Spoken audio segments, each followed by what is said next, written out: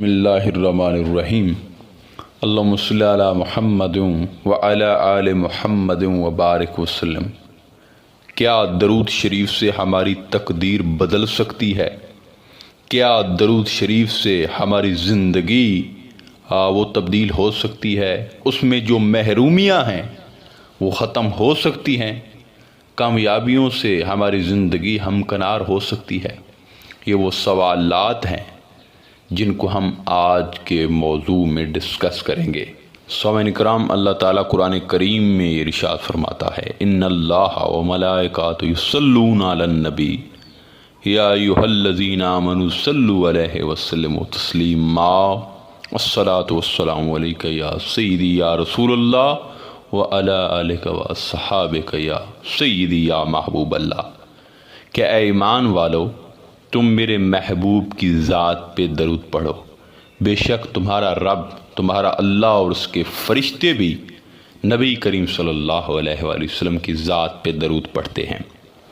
اگر آپ 5 منٹ کے لیے اپنی ذات کو پیچھے کر لیں یا تقدیر کو پیچھے رکھ لیں تو تھوڑا سا سوچیں کہ یہ درود شریف اللہ کی سنت ہے، یہ اللہ پڑھ رہا ہے۔ جو درویش ہوتے تھے، اولیاء کرام ہوتے تھے، وہ اپنی ذات کی فکر نہیں کرتے تھے، وہ اپنی ذات کو تبدیل کرنے کے لیے یہ جو سوال ہے ان کے ذہن میں پیدا ہی نہیں ہوتا تھا۔ وہ کس لیے پڑھتے تھے؟ وہ اس لیے پڑھتے تھے کہ اللہ تعالیٰ نے کوئی عبادت نہیں کی ہے، وہ نماز، ورد، وظیفہ، روزہ، ذکر سے پاک ہے، وہ درود بھیج رہا ہے، ہم تو وہ سنت ادا کر رہے ہیں۔ چونکہ ان کا جو مقام تھا وہ نفسانیت سے نکلے ہوئے تھے، وہ اپنی ذات سے مکمل طور پہ بے نیاز اور دستبردار تھے، تو انہوں نے اس زاویے کو مد نظر رکھ کے درود کو پڑھنا شروع کر دیا۔ اور میں آپ کو بڑے فسوق انداز سے کہتا ہوں اور سمجھاتا ہوں کہ جب کوئی شخص صرف اللہ کی سنت سمجھ کے درود شریف کو پڑھنے لگ جاتا ہے تو اس کا جو رزلٹ ہے وہ اسے ملنا شروع ہو جاتا ہے، اس کی جو کیفیات ہیں، اس کی جو عادات ہیں، وہ خود بخود بدلنا جو ہے وہ شروع ہو جاتی ہیں، اور اس سے اس کو تاثیر بہت زیادہ ملتی ہے اور بڑا اسے فائدہ حاصل ہوتا ہے۔ وہ اس لیے کہ نبی کریم صلی اللہ علیہ وآلہ وسلم کی ذات اقدس نے یہ فرمایا ہے کہ انما الاعمال بالنیات، کہ اعمال کا دار و مدار نیت پہ ہے۔ 2 شخص نماز پڑھ رہے ہوتے ہیں، لیکن ایک نماز پڑھ کے مقبول ہو جاتا ہے، دوسرا نماز پڑھ کے مردود ہو جاتا ہے۔ وہ اس لیے کہ ایک شخص کی نیت اللہ کو خوش کرنے کی ہے، خاص نیت اللہ کی رضا ہے، اور دوسرے کی نیت کیا ہے؟ وہ دنیا کو دکھانا اس کا مقصود ہے۔ تو دکھانے والا ایک مقصد کے تحت جو کر رہا ہے وہ مردود ہو جاتا ہے کہ یہ دنیاوی حساب میں ہے، اور دوسرا برتر بن جاتا ہے۔ تو یہ جو نیت ہے، آپ کوئی بھی وظیفہ پڑھتے ہیں، درود پڑھتے ہیں، تو نیت آپ کی یہ بڑا میٹر کرتی ہے، یہ آپ کی زندگی پہ بڑے اثرات رکھتی ہے۔ میں اکثر اپنے دوستوں کو جو میرے سے رابطہ کرتے ہیں یا پوچھتے ہیں تو ان کو یہ عرض کرتا رہتا ہوں کہ خدا را آپ نیت جو ہے وہ خاص رکھی کرے، اور اس مقصد کے تحت آپ درود کو پڑھا کریں کہ یہ اللہ کی سنت ہے، اللہ تعالیٰ کا پسندیدہ عمل ہے، اور تمام جو 18,000 عالم ہے جس کو اللہ تعالیٰ نے پیدا کیا ہے، یہ ان کی مرغوب غذا ہے، ہم تو اس لیے پڑھ رہے ہیں۔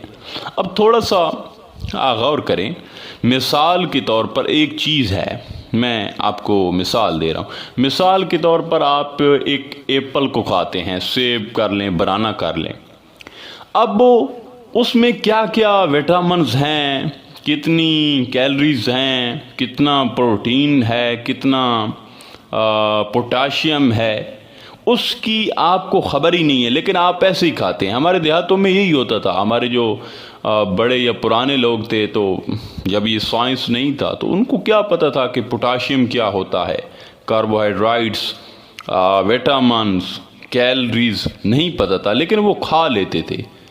اب جب وہ کھاتے تھے تو وہ خود بخود جو چیزیں ہوتی تھی، پوٹاشیم، میگنیشیم جو برانا میں ہوتا ہے، کیلریز، وہ خود بخود ان کی باڈیز میں وہ ایڈ ہو جاتی تھی۔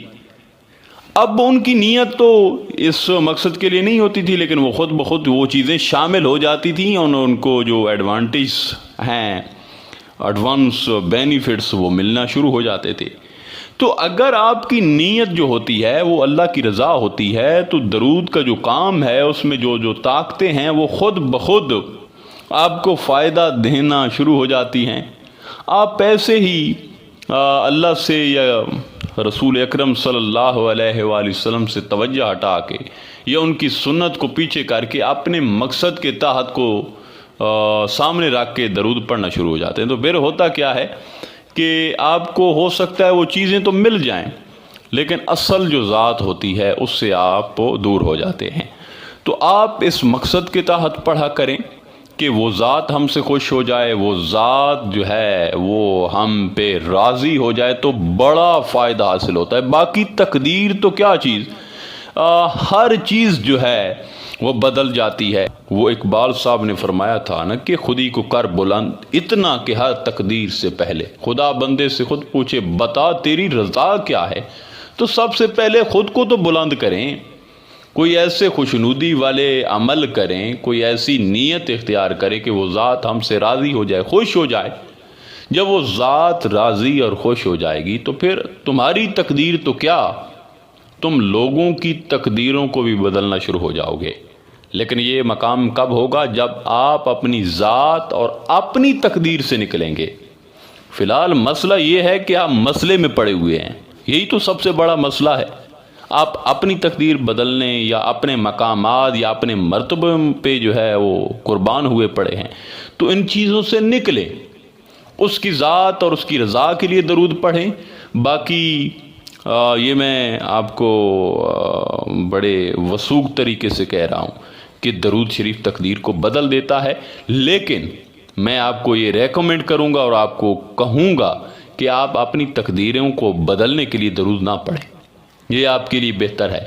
آپ اللہ تعالیٰ کو خوش کرنے کے لیے، اس کے محبوب کو راضی کرنے کے لیے درود پڑھیں۔ جب آپ ایسا کریں گے تو پھر ہوگا وہی جو آپ چاہیں گے، لیکن اگر شروع میں انہی الجھنوں میں آپ پڑ گئے تو پھر کام نہیں بن سکے گا۔ تو آخر میں دعا ہے کہ اللہ تعالیٰ ہم سب کو درود شریف و خشوع و خضوع طریقہ کے ساتھ ان کی رضا کے لیے جن کی خاطر کائنات بنی ہے پڑھنے کی توفیق عطا فرمائے۔ انشاءاللہ تعالیٰ ملتے ہیں ایک نئے موضوع میں، تب تک اللہ نگہباں۔